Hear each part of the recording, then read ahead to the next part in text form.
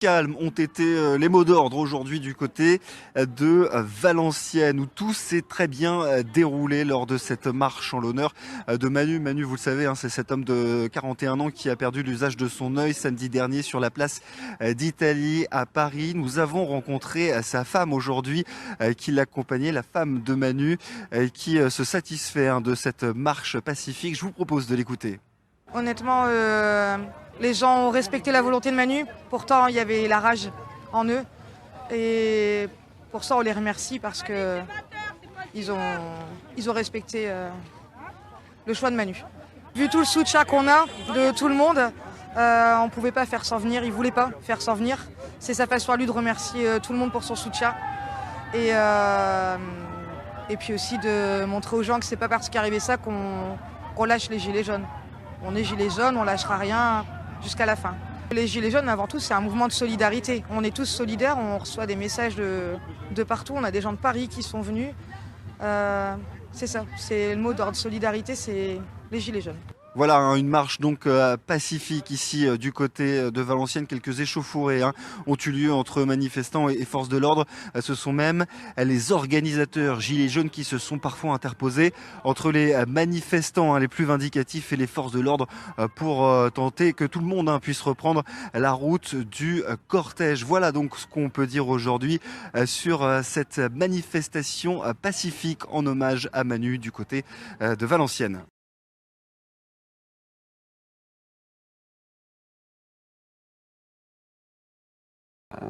Tout d'abord, quand on est arrivé sur le lieu de la manifestation, hein, on s'est demandé pourquoi on n'était pas contrôlé par la police, parce qu'en général, même une petite manifestation sur Valenciennes de 300 personnes, on se fait fouiller 3 fois les sacs ou les vêtements, avant de rentrer seulement sur le lieu, quoi. Et là, en y allant, on était un petit groupe de 59 personnes, on était partis en 2 bus, donc c'était 120 personnes à peu près, 110 personnes. Et quand on est arrivé sur la place d'Italie, aucun contrôle, aucun policier, on pouvait rentrer facilement, quoi. Et en regardant un petit peu aux alentours, il y avait un petit peu de fumée, des petits feux un petit peu par-ci, par-là, quoi. Et on a regardé aussi le milieu de la place d'Italie, et on s'est demandé que c'était quand même bizarre, qu'il y avait tout pour faire de la casse, quoi.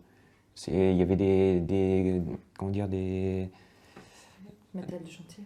Ouais, du matériel de chantier, il y avait aussi des gros sacs de pavés. On voyait des casseurs avec des marteaux, des gros marteaux en ferraille.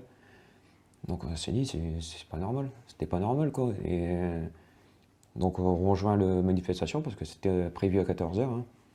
Donc on discutait avec tous les gens qui sont autour de nous, hop, de choses et d'autres, et puis la manifestation, ce qu'on en pensait, quoi. Et à un moment, on a vu que tout était barricadé.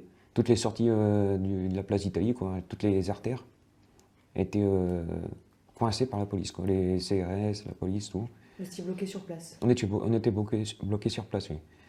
Et bon, toutes les artères, bien sûr, ça tirait au lacrymo, hein, donc nous, on essayait de se sauver en plein milieu de la place d'Italie.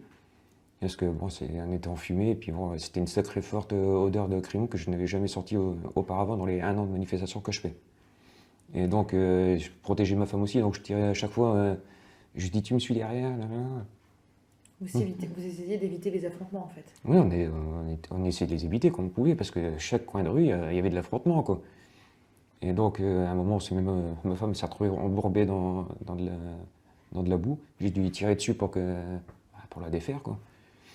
Et bon, à un moment donné, on a essayé de se mettre on a essayé de vouloir sortir par une artère. La police nous a dit non, non, c'est pas ici la sortie, vous sortez de l'autre côté. On a retraversé la place d'Italie tant bien que mal encore, surtout les gaz et compagnie. Et de l'autre côté, on nous a repoussé encore pareil dans le milieu de la place, quoi. Et vers 14 h, bon, je pense que la place d'Italie était coupée en deux. Il y avait un côté où est-ce que c'était chaos, et de l'autre côté, que des gens qui discutaient entre eux, dont j'étais dedans, quoi. On discutait que de la personne qui était derrière à côté de moi, je ne connaissais même pas non plus, on discutait comme vous avez vu sur la vidéo, quoi. on disait que c'était pas normal, c'était le chaos et que tout était fait pour avoir de la casse, quoi. Et qu'on pouvait pas sortir, quoi. Et donc je regardais au loin et je voyais qu'il y avait des affrontements, mais bon, je les voyais de loin, quoi. Bon, j'étais pas inquiété, je me disais ça va pas arriver vers nous, puisque ici il y avait que des gens qui étaient tranquilles, quoi. Il y avait pas de, je n'avais pas d'armes, rien du tout. D'ailleurs, je rigole même sur la vidéo, quoi. Et j'avais 2 collègues qui étaient en amont entre moi et la police, qu'ils ont vu, la grenade lacrymogène passer au-dessus de leur tête. Et quand ils se sont retournés, bah, ils ont vu que ça atterrit dans mon œil, quoi. Et moi, j'ai vu aussi, au moment que j'ai levé l'œil, quoi, bah, le temps que j'ai vu en un quart de seconde, un petit dixième de seconde même, elle était dans mon œil déjà. Remarquez comment sa femme reste les yeux rivés sur son téléphone et au moment où la journaliste prend la parole, elle regarde sur le côté, on dirait qu'elle reçoit une information. Elle ne le fait pas tout de suite, mais direct, elle prend la main de son compagnon et s'ensuit une scène très émotionnelle. Et donc, je suis tombé tout de suite à terre, hein. Les strict medics m'ont directement pris. D'ailleurs, je tiens à les remercier parce qu'ils ont fait un super travail. Il m'a tout de suite mis sa main sur mon œil pour éviter que ça saigne partout, quoi, contenir le sang, quoi. Vous vous y attendiez pas du tout en fait. Non, je ne m'y attendais pas du tout. Je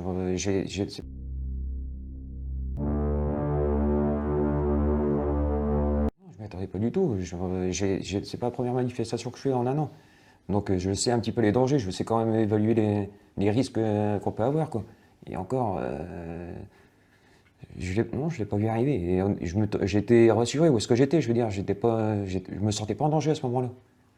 Et quand je l'ai vu arriver dans ma tête, je me dis, ça y est, j'ai plus d'œil. Puis bon, j'entendais.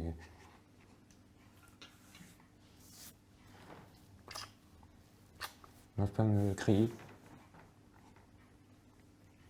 Ben, après voilà, quoi. Donc les strict medics m'ont évacué jusqu'à la sortie d'ambulance, quoi. Vous pensez que c'était visé ou que c'est une erreur? Je peux pas dire que c'était visé, ça a été délibérément tiré dans une foule pacifique, ça je peux le confirmer, parce que il n'y avait pas de chaos autour de nous, il n'y avait rien qui était en danger, personne n'avait quoi que ce soit pour jeter dans les forces de l'ordre, il n'y avait rien qui les mettait les forces de l'ordre en danger. Ça je peux le confirmer, de toute façon pour moi c'était un guet-apens, de toute façon. On s'est retrouvé en plein milieu d'une place, c'était un chaos total, c'était une souricière, c'était une corrida humaine, voilà. Aujourd'hui, vous avez porté plainte, mais vous ressentez quoi? Vous êtes en colère Oui, je suis en colère. Ah oui, je suis en colère déjà pour le policier qui m'a tiré comme ça, lâchement. Je suis en colère aussi contre le préfet qui est au-dessus, qui donne les ordres et qui nous a laissés en plein milieu d'un chantier monstre. Il aurait pu. Je sais pas si. J'ai appris aussi qu'à 13h30, la manifestation était annulée. Mais bon, voyons, on n'était pas devant la télévision. Personne n'avait de mégaphone, voilà, pour prévenir que c'était annulé. Et de toute façon, on n'aurait pas pu sortir. Ils auraient dû faire au moins un petit cordon pour évacuer les gens qui voulaient sortir, quoi. Mais ça, on n'y a pas eu le droit. On n'a pas eu le droit de sortir. Vous espérez quoi de la plainte? Vous espérez que ça fasse changer les choses? Vous espérez qu'on interdise ce genre d'armes, entre guillemets ou... Déjà obtenir réparation, oui, puis interdire ces genres d'armes de guerre, hein. On peut dire que c'est des armes de guerre parce que, je sais pas, les policiers sont censés protéger les francs à son peuple, quoi. C'est ce que je me suis toujours dit, c'est ce que j'ai toujours appris à l'école, quoi. Et là, j'ai vu complètement l'inverse. Vous espérez que votre accident va faire changer les choses? J'espère, oui. Parce qu'il y a eu beaucoup de victimes depuis ces 1 an. Et beaucoup de victimes qui n'ont pas été reconnues, quoi. Les enquêtes traînent à la longue, il n'y a pas de vidéo, on ne sait pas c'est qui, il n'y a pas le RIO sur l'uniforme, qui est normalement obligatoire, d'après ce que je sais. Et donc oui, on compte aussi faire changer les choses, oui. Vous espérez aussi peut-être une réaction de l'État, un mot? Oui, mais c'est même ça non plus, hein. Il n'y a pas eu d'après ce que j'avais vu quelques jours ou le lendemain, je ne sais plus, j'ai vu qu'il n'y avait pas eu de victimes, je crois, c'est plus Je ne sais plus comment il a appelé. Mais en tout cas, il a fait une minute de silence pour la stèle. Oui, voilà. Je trouve ça un petit peu. Pas une seule parole pour voilà. les victimes, quoi. Ça, c'est vrai que ça m'a mis aussi en colère quand même. Après, voilà, on a vu sur d'autres vidéos qu'il y avait des black box qui étaient. C'était un petit peu le bordel, quoi. Donc vous espérez vraiment une réaction ferme, en tout cas de la justice, de la police et de l'État? Ah oui. Ah oui, j'espère qu'ils ne peuvent pas nier que j'étais en train de faire quoi. De toute façon, ils peuvent regarder toute la vidéo de toute la de toute la journée que j'étais là-bas. Je ne touche même pas un seul truc où je jetais rien du tout. Je suis quelqu'un qui respecte les lois. Je ne fais pas de casse, je ne vais pas dans les manifestations pour casser. Je suis là pour manifester mon mécontentement, ce qui est un droit. Et bah, mon droit, on me l'a privé, quoi. Ce jour-là, on me l'a privé. Et on m'a en même temps arrêté ma vue en deux, quoi. Pour vous, c'est pas normal ce qui arrive en ce moment? Non, c'est pas normal. C'est pas normal.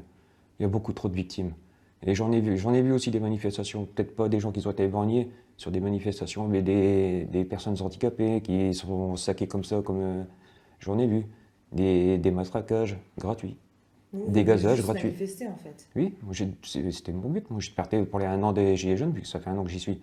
Donc, je voulais manifester, mais pacifiquement. J'étais pas là pour faire quoi que ce soit en plus, avec ma femme, je tenais pas qu'il y arrive quoi que ce soit, quoi. Donc, oui, j'étais parti pour manifester, mais pacifiquement.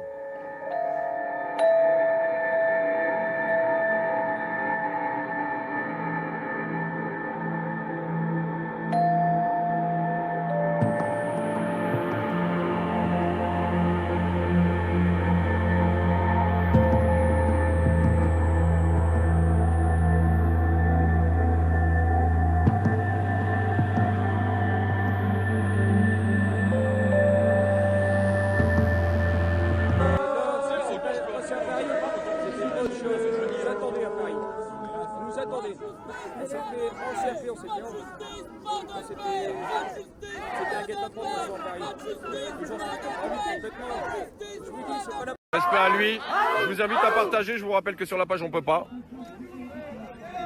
Et sa police aussi, qui nous militaires, a bloqué le pays. Macron nous fait la guerre.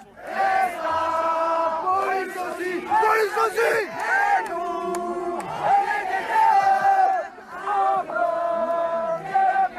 Voilà la famille, donc en direct de Valenciennes, je sais pas si vous m'entendez, grosse ambiance, énormément de monde.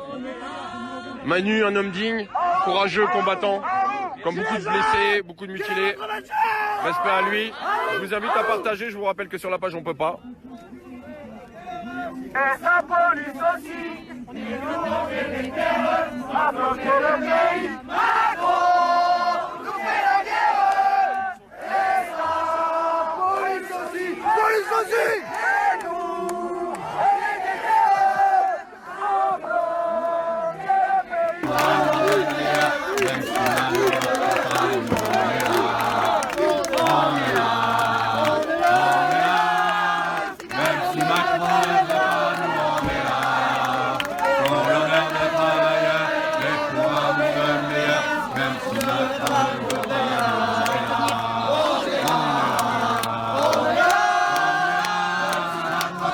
Vamos!